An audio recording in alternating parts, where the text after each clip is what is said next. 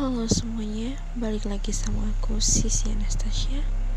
Di video kali ini aku bakalan ceritain lagi cerita horor. Tapi sebelum mulai jangan lupa di subscribe dulu bagi yang belum subscribe.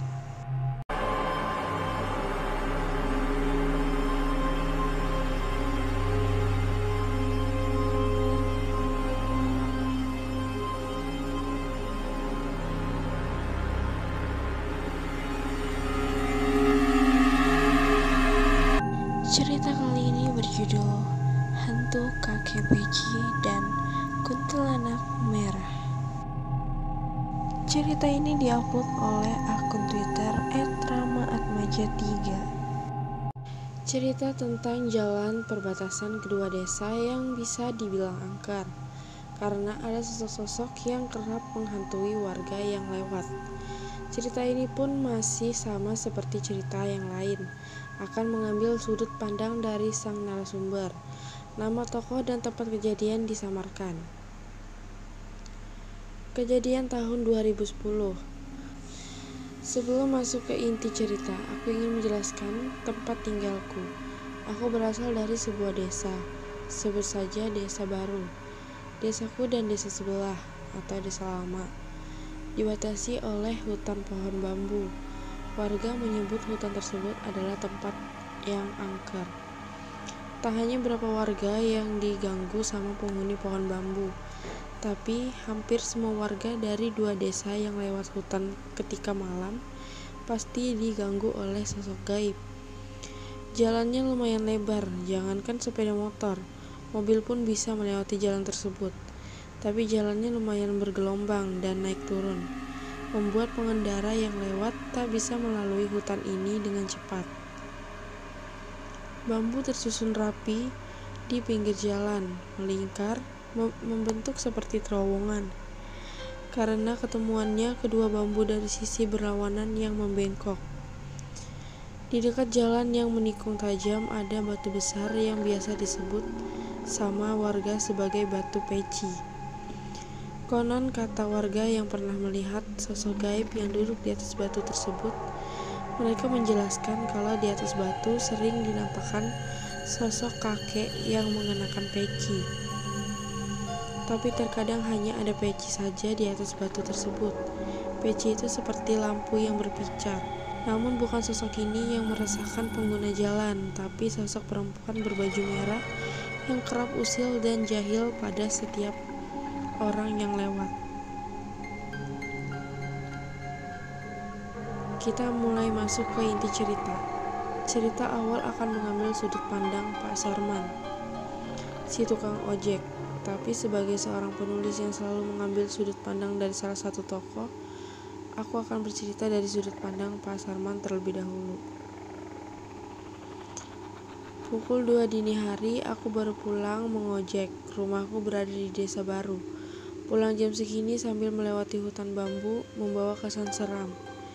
Jalan begitu gelap, cahaya dari lampu motor adalah penerang satu-satunya. Aku melaju dengan kecepatan 2 km per jam. Bisa dibilang cukup lama kalau di jalanan halus yang ramah lingkungan. Melaju segitu saja membuatku agak was-was, takut mengantuk dan tergelincir jatuh ke arah perpohonan. Dari kejauhan terlihat dengan samar sosok wanita berdiri mengenakan kebaya berwarna merah. Wanita tersebut melambai dan aku berhenti tepat di sebelahnya. Warna kebayanya begitu kusam, sepertinya perempuan tersebut mengenakan baju yang berusia cukup lama. Tapi kalau dilihat dari perasnya yang cantik, tak mungkin juga kalau dia seorang gelandangan. Mau dibilang dari kalangan ningrat, tak mungkin juga. "Ya mbak, mau kemana?" tanyaku penasaran sambil melihat setiap jengkal tubuh wanita tersebut. Belum sampai kaki wanita itu balas menjawab, membuatku melirik lagi ke arah wajahnya yang cantik. "Pak, antarkan aku ke kampung baru," ucapnya dengan nada datar.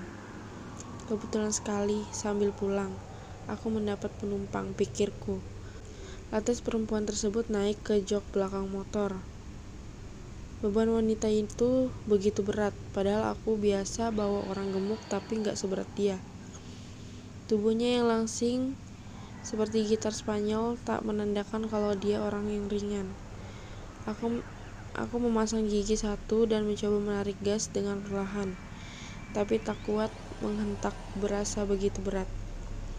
Motorku jalan dengan perlahan, terdengar suara menggelicit dari shockbreaker, seakan tak mampu menahan bobot penumpang. Tiba di jalan turun dan menikung tajam, aku menginjak rem kuat-kuat. Motor sedikit bergoyang, tanganku berasa pegal dan merasa tak mampu memegang setir. Semakin lama semakin berat saja, membuatku berkeringat hebat. Lumayan agak lama, akhirnya berasa ringan. Aduh ringan, apa perempuan itu jatuh? Gumamku dalam hati. Aku menginjak rem kuat-kuat, lantas menoleh ke belakang dan memanggil, "Mbak?" Mataku menelisik jauh arah belakang motor, tak nampak seorang pun. Perempuan itu juga tak menyaut panggilanku. Dari sini aku mulai takut dan kebingungan. Lantas ingat akan cerita warga tentang sosok wanita kebaya merah yang kerap mengganggu pengguna jalan. Berasa ada yang meniup tengukku. Aku bergetar, begidik ngeri.